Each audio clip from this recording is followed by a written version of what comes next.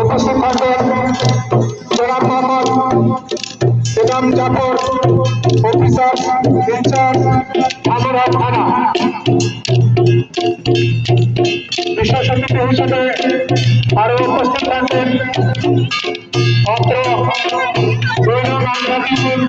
ইউনিয়নের সম্মানিত চেয়ারম্যান মহোদয় জনাব মোহাম্মদ ইসমাইল হোসেন বস্তা, পরিষদ ধামরাই নওগাঁ।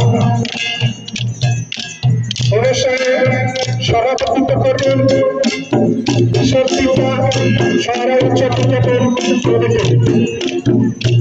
আয়োজনে শহরের উচ্চ বিদ্যালয় সমিতি সহযোগিতায় আদিবাসী সামাজিক সংগঠন ও গ্রামবাসী।